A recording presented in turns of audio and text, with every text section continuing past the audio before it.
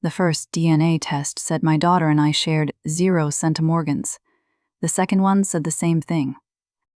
I had spent 18 years believing the girl beside me had come out of my body inside Anne. Abandoned Missouri hospital. Then a lab technician turned her monitor toward us and said, very softly, "There is no biological parent-child relationship here." The clock above her desk read 9:17 in the morning. I stared at it because the second hand was easier to understand. It kept ticking while my daughter, Ivy, folded her arms over her stomach. She was 18 then, with the same habit she had as a toddler, pressing her thumbnail into the side of her index finger until the skin turned white. "That is wrong," she said. The genetic counselor did not argue.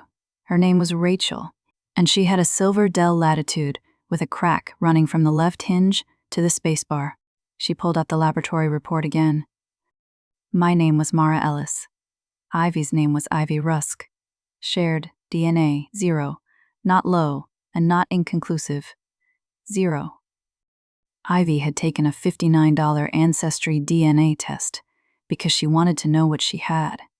Inherited from Owen, the man who held me captive from age 12 until I was 30. She called him my captor. She never called him her father. We expected cousins, maybe half-siblings. Owen had driven trucks through 3 states before he was arrested, and neither of us believed we were his only victims.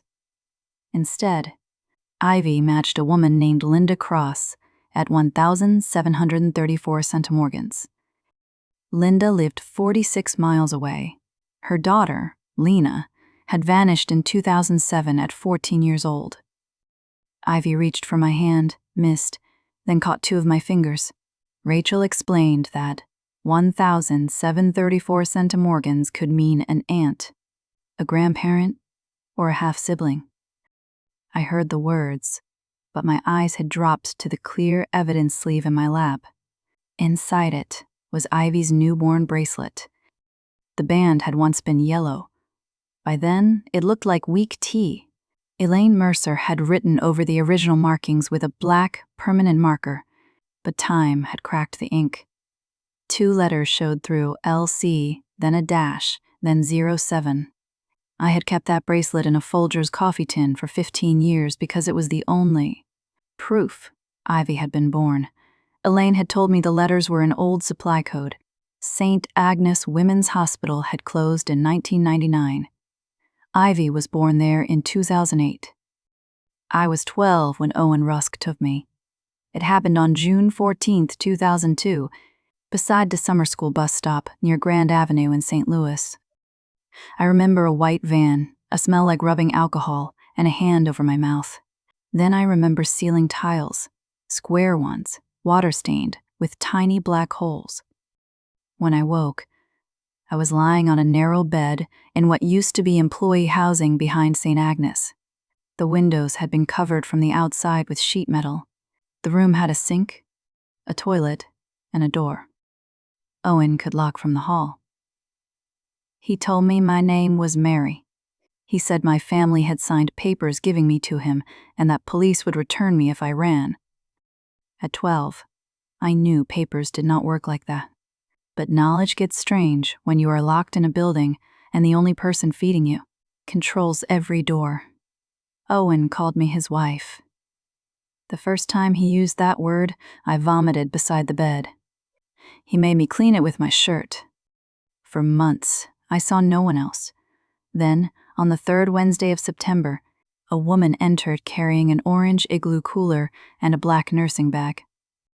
Her name was Elaine Mercer.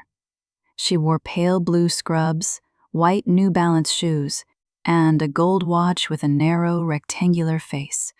Her hair was cut just below her ears. It was not stylish.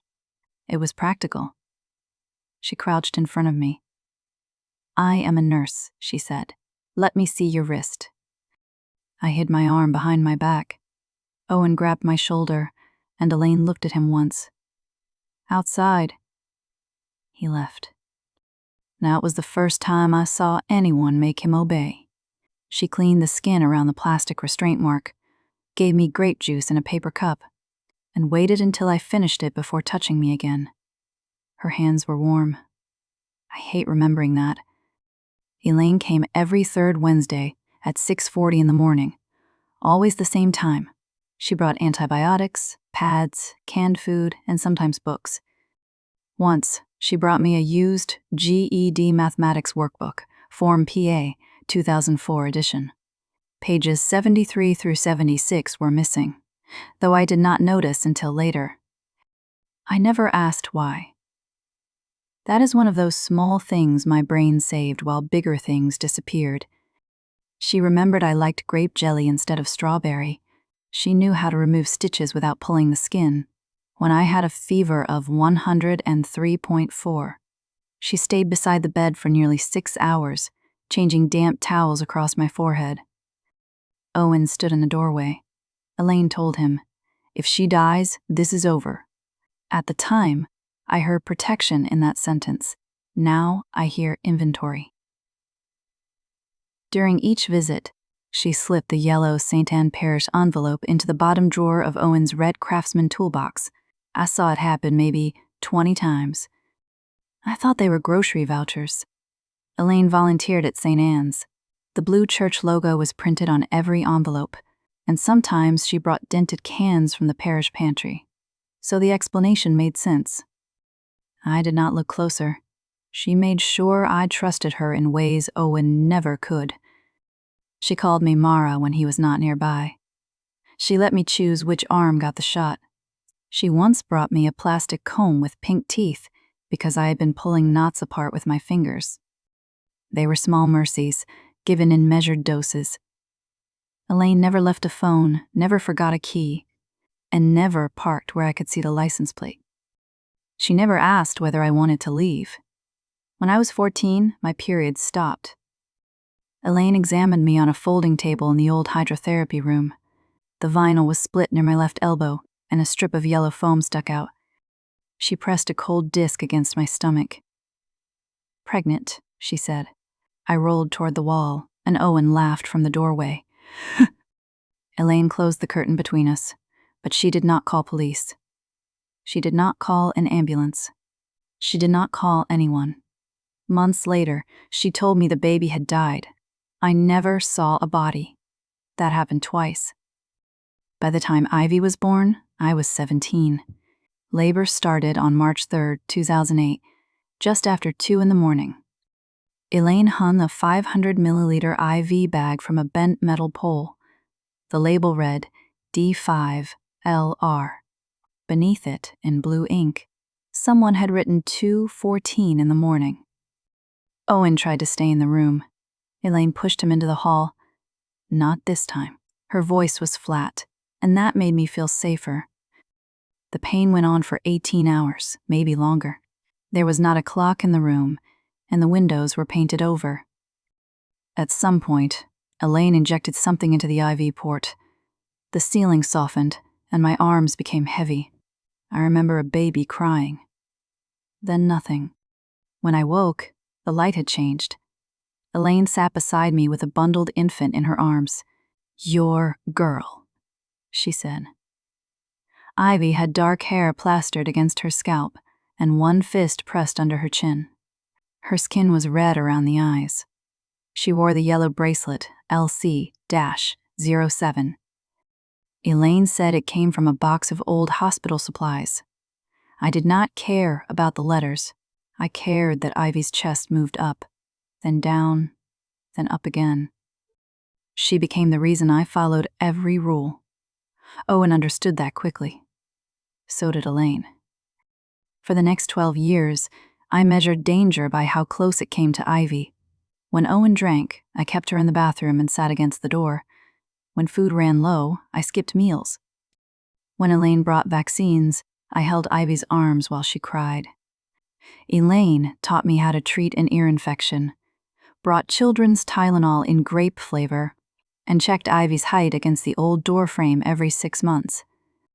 She even drew the lines herself. At 3 years old, Ivy was 37 inches. At 7, she was 48.5. At 12, she was 5 feet 2. The marks are still there. I escaped in January of 2020 after a storm knocked out power to part of the building. Owen had replaced the electronic lock on the service hallway with a cheap keyed latch, and the frame swelled in the cold. I used a butter knife. Ivy was 12 then. We walked almost 4 miles along County Road 324 before a woman in a red Ford. Escape stopped. I kept turning around expecting the white van. None came. Police found Owen asleep beside a propane heater. Elaine appeared at the hospital that night. She arrived before my sister did. She hugged me carefully because I had too. Cracked ribs. Then she sat beside my bed through 3 interviews, answering medical questions when my throat closed. She is exhausted, Elaine told detectives. She needs time. I thought she was helping. For 3 years after the rescue, Elaine drove me to appointments. She helped me apply for Medicaid and recommended a therapist in Jackson who specialized in trauma, but did not use hypnosis or memory. Recovery work? When reporters waited outside the courthouse, Elaine guided me through a staff exit. Her palm rested between my shoulder blades.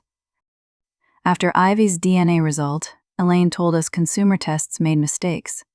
Saliva gets contaminated, she said. Companies overstate matches. Do not let a website pull you apart. Her voice had the same calm rhythm she had used when checking my temperature. For one day, I believed her. Then the court-approved test came back. 0 again. Linda Cross agreed to meet us at Mercy Southeast Hospital. She brought a small plastic box containing one of Lena's baby teeth, saved in cotton since 1998. The state lab extracted enough DNA.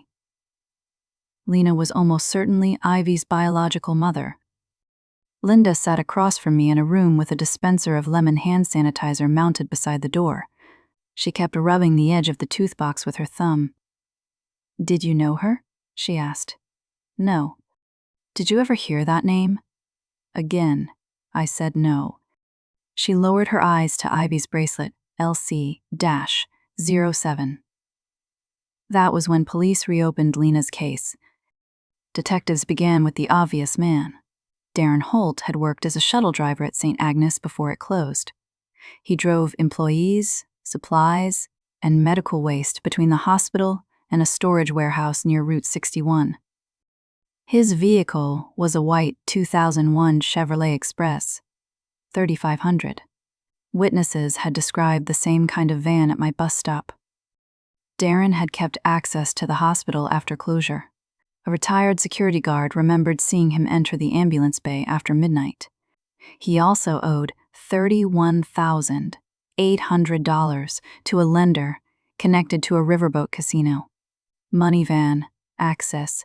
It fit too cleanly. Police searched a storage unit Darren had rented since 2003. Inside were folded hospital blankets, expired cans of infant formula, 2 boxes of syringes, and his old St. Agnes badge. Under the dashboard of the van, they found a laminated evacuation map. 2 rooms were marked with red X's. 1 X sat over the West Staff residence where Owen kept me. The other covered the sealed East neonatal wing. On the reverse were the initials, EM. A detective told me EM probably meant emergency management. Elaine agreed. Those maps were everywhere, she said. Drivers had them. Maintenance had them. She told police. Darren used to ask questions about unused entrances and remembered him, complaining that cameras near the loading dock did not work. Each answer arrived quickly. Not rushed, just ready. The investigation found that Darren had received a large payment 17 days after my abduction. A motel ledger placed him in room 12 near Route 61, the night before I disappeared. Then technicians recovered old convenience store footage from a damaged security archive. At 7:18 on the morning I was taken, Darren's van appeared behind my school bus. The image lasted 4.6 seconds. A yellow wash me sticker covered part of the rear plate. 47 minutes later, Darren's badge opened the ambulance entrance at St. Agnes. Police removed the driver's seat. Deep in one seam, they found a strand of hair with a mitochondrial profile consistent with my mother's side of the family. I saw the evidence board during a meeting at the sheriff's office. It showed the van photograph, the badge record, the motel signature, and my hair. A detective named Carla Reyes tapped the board with the back of her pen. "This may be the transport link." Ivy sat beside me. Her knee bounced under the table. Elaine brought coffee for everyone, and mine had 2 packets of sugar already stirred in. For several weeks, the story seemed complete. Darren had taken me. Owen had kept me. Somebody had removed my babies, and Ivy had been placed with me afterward. It was ugly, but it had edges. It had a shape. Then Darren's attorney produced his hospital records. On June 14, 2002, Darren had emergency gallbladder surgery at Southeast Missouri Hospital.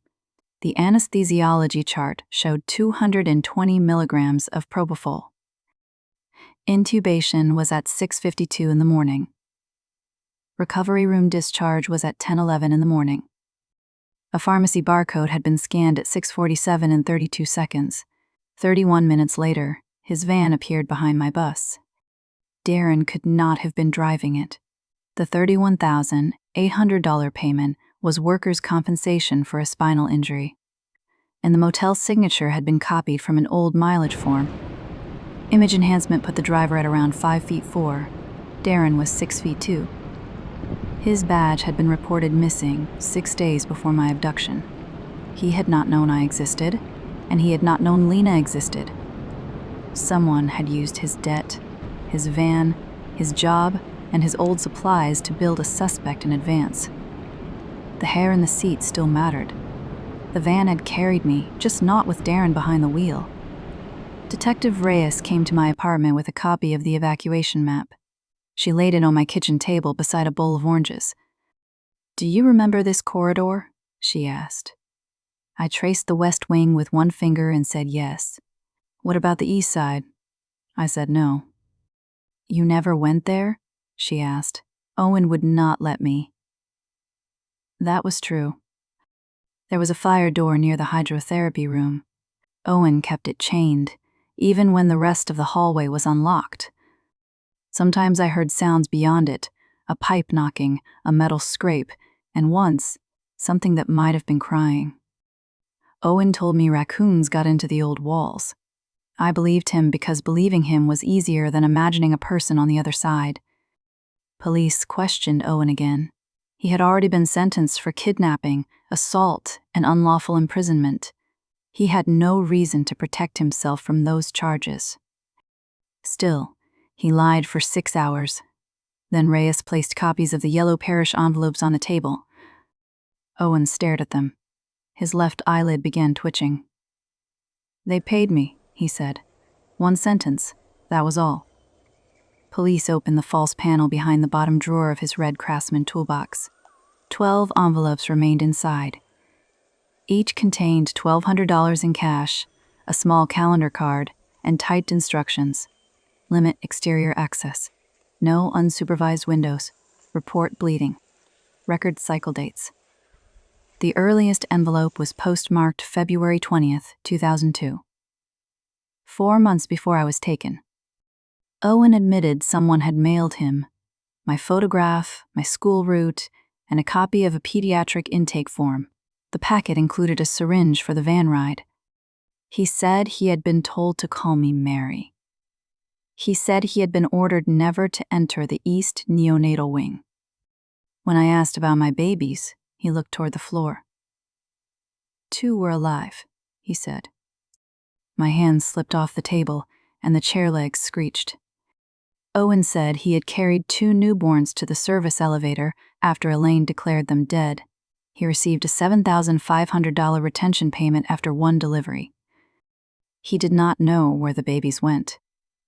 He claimed he believed Ivy was mine. That part may have been true, but it did not make him less guilty. He kept a child as a wife because he wanted control, and someone paid him to maintain it. He accepted cash while I bled through sheets, surrendered living infants, and went back to bed. But Owen did not know my last name until police arrested him. He did not have access to my medical file, and he did not know my summer school location before the packet arrived. Someone else chose me. Investigators pulled the access records from the St. Agnes archive system. Most had been damaged when the hospital server flooded, but one backup tape survived in county storage. At 4:12 in the morning on June 8, 2002, a staff account printed 17 pages from my pediatric file.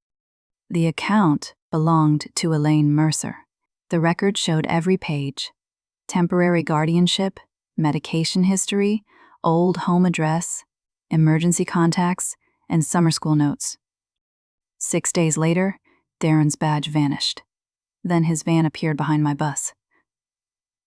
Elaine was 5'5". Detectives compared the EM initials on the evacuation map with her handwriting on old nursing charts. The E curled backward in the same place, and the M had a narrow middle stroke.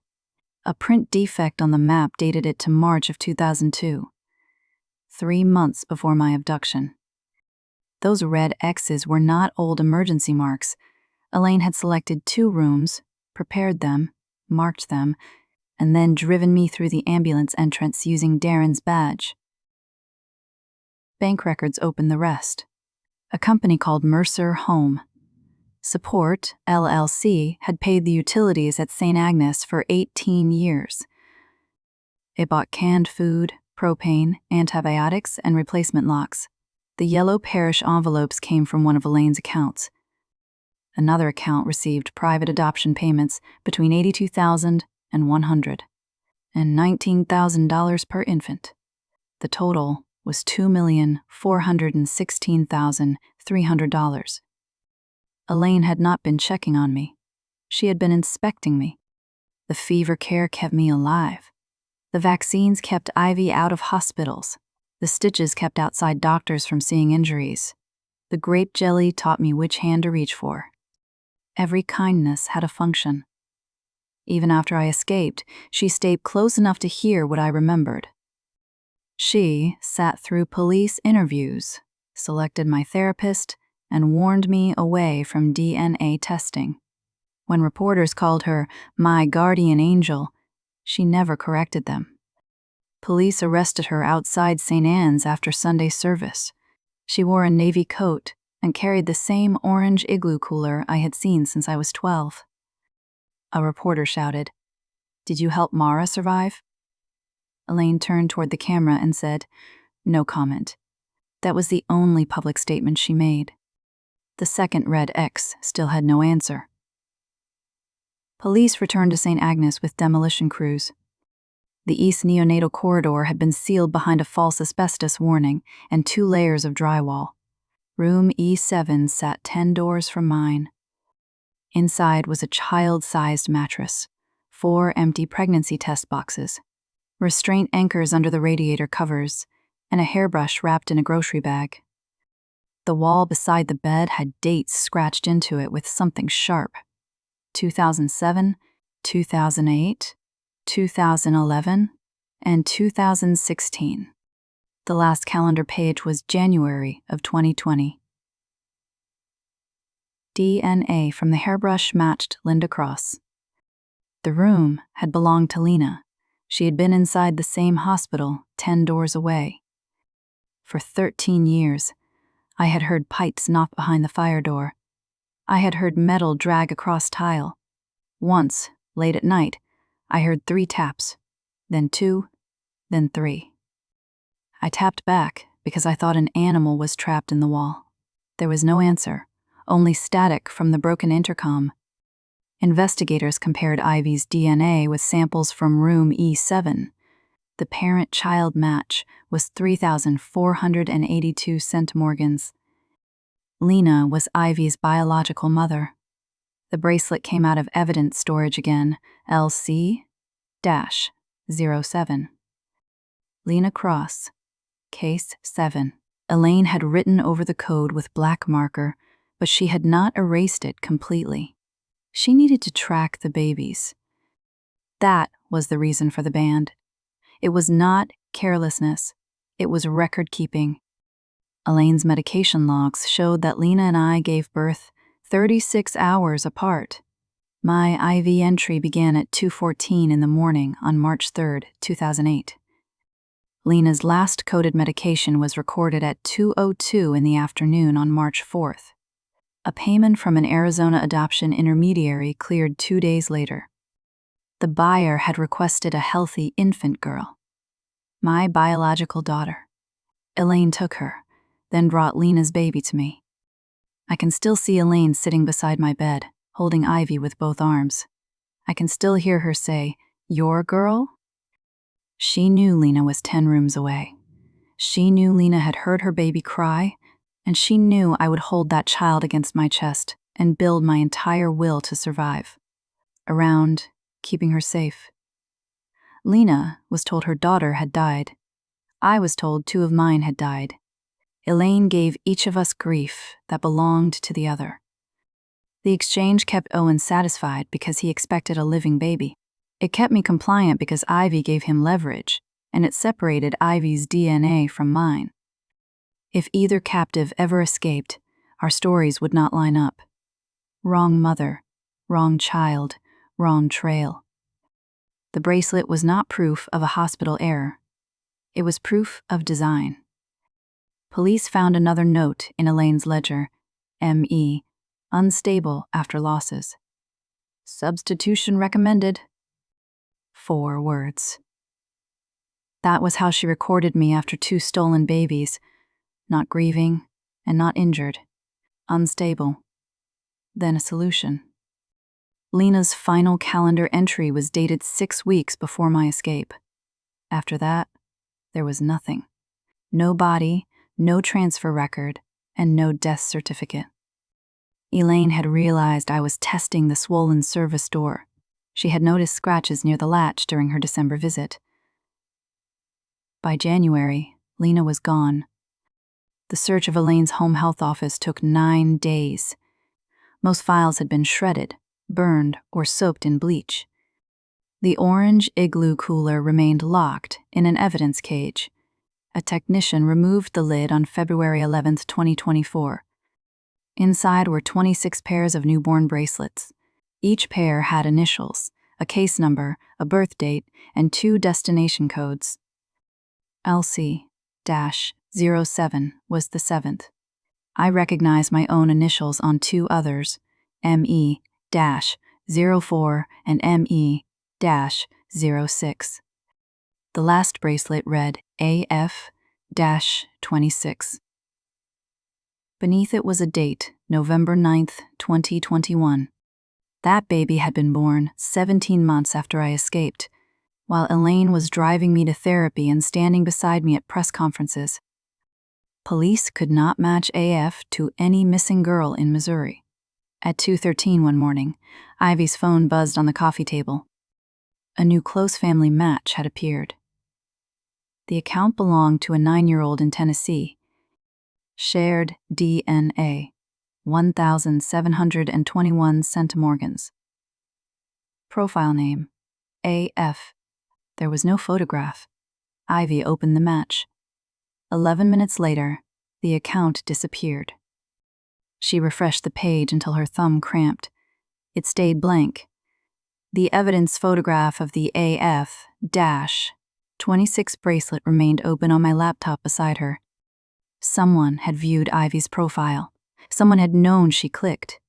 The account had existed for 11 minutes and 43 seconds.